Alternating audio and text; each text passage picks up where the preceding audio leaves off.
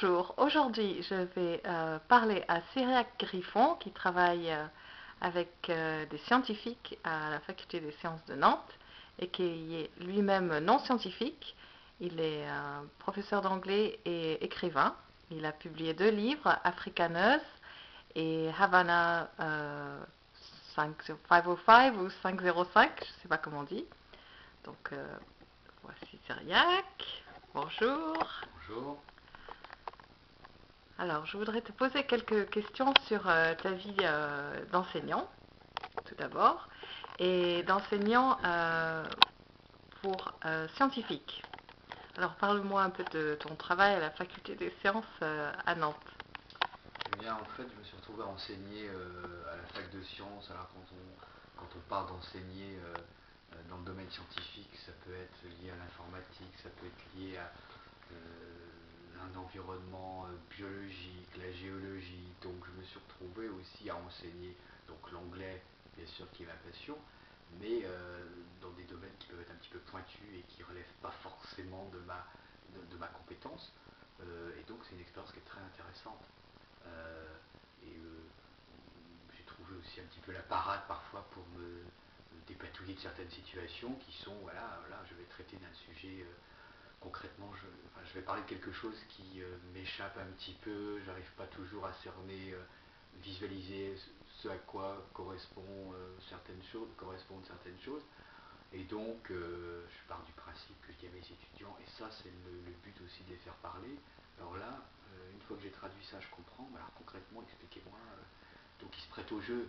Voilà, je leur demande d'illustrer, voilà, je ne sais pas ce que c'est qu'un hacker, où j'ai de la peine à comprendre comment ça marche, qu'est-ce que c'est pirater, comment on fait, et je ne sais pas du tout d'ailleurs. Et donc, on part d'un deal où je leur explique la langue et puis ils m'expliquent les mécanismes propres à leur discipline. Donc, c'est ma petite technique parfois. Alors, enseigner des scientifiques n'était pas ton premier choix?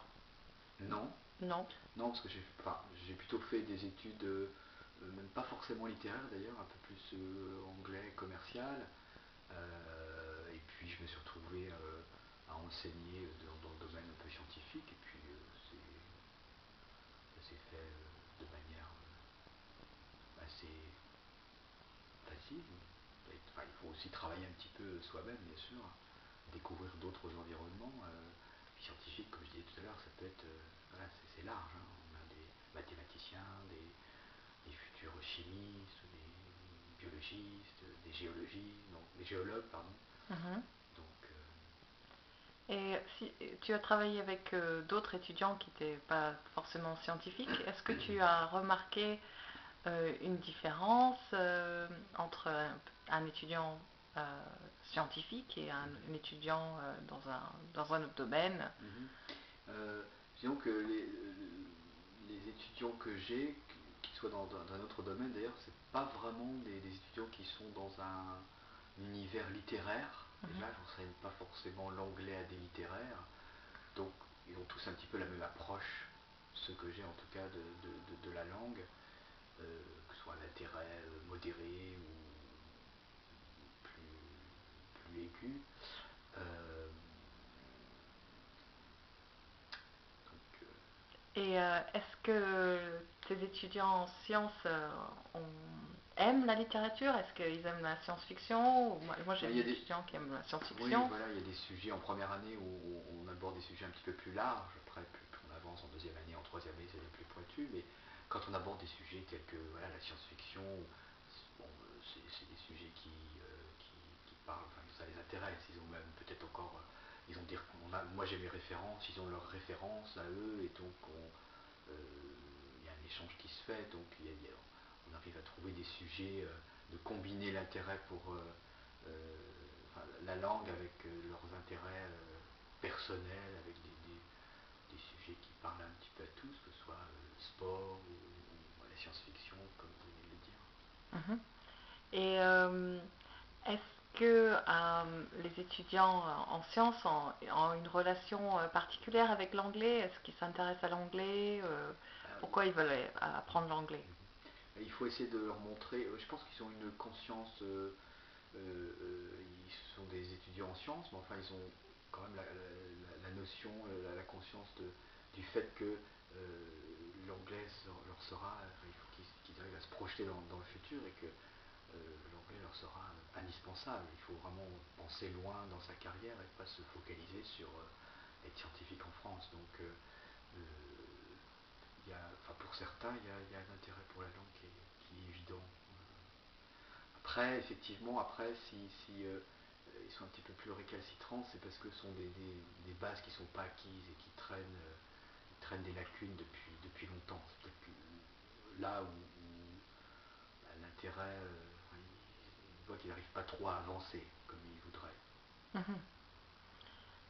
Et par rapport à certains clichés qu'on peut avoir sur les scientifiques, par exemple le geek qui reste devant son ordinateur, qui est moins sociable peut-être, est-ce que tu as trouvé une vérité dans ces clichés ou J'ai est-ce que... trouvé, je les vois dans disons, dans leurs univers, oui, j'ai trouvé énormément que toutes les personnes, enfin, beaucoup de gens en fac de sciences, alors ils sont dans les jeux, c'est pas des jeux vraiment informatiques, mais leur univers on remonte un petit peu dans la science-fiction, les jeux, les connotations médiévales ou des histoires un petit peu de ghost stories, où il y a cet univers-là.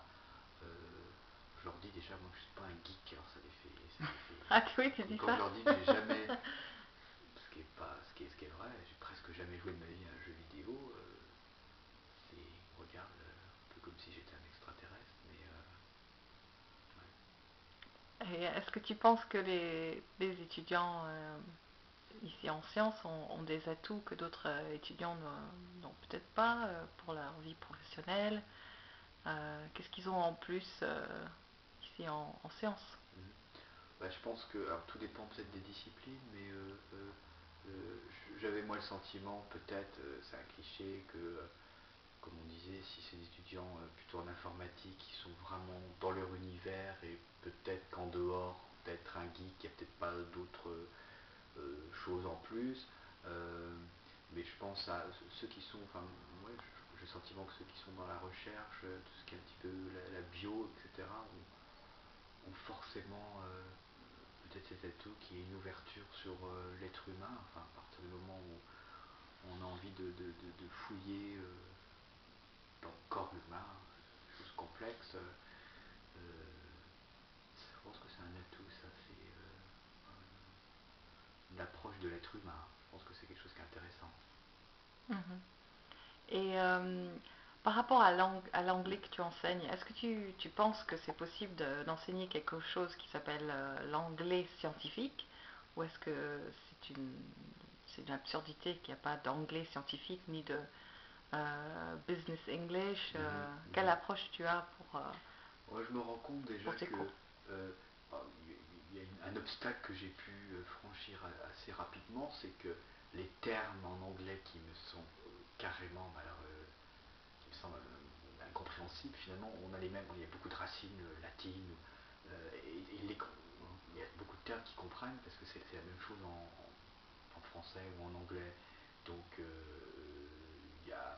on enseigne parfois un anglais scientifique, mais pour eux, ça fait partie de leur. Il y a moins de barrières de langue, parce qu'il y a un certain type de vocabulaire qui est vraiment le même. Pas d'exemple concret, mais notamment ouais, tout ce qui est plutôt biologique, on parle de molécules, on a les mêmes Mhm. termes. Enfin, c'est un exemple un peu basique, mais donc parfois on aborde des sujets scientifiques, mais avec un jargon qui finalement recoupe un peu les deux langues. Mhm. Et pour tes propres écritures, est-ce que tu t'inspires de tes expériences en sciences Mhm. ou est-ce que tu utilises des D'autres. échanges que tu as eus peut-être avec des étudiants quand tu écris ou Euh, est-ce- Pas vraiment. Euh, j'ai un projet. C'est vrai que j'ai un projet de livre. J'avais commencé quelque chose complètement différent d'un contexte historique, où il y aura un lien avec des manipulations un peu génétique, ou bon, c'est un peu de la fiction. J'ai une idée un petit peu sur une sorte de conte fantastique où là tout est un petit peu permis, mais qui combine réalité et fiction. Et c'est là que je me suis dit, tiens, peut-être que justement, peut-être qu'il faut que j'essaie d'en savoir un peu plus sur les sciences pour arriver à raconter cette histoire de manière pas trop superficielle et de fouiller. C'est une idée qui est quelque part, peut-être pour plus tard. Un autre projet. Voilà. Bon, merci beaucoup, Cyriac. Merci.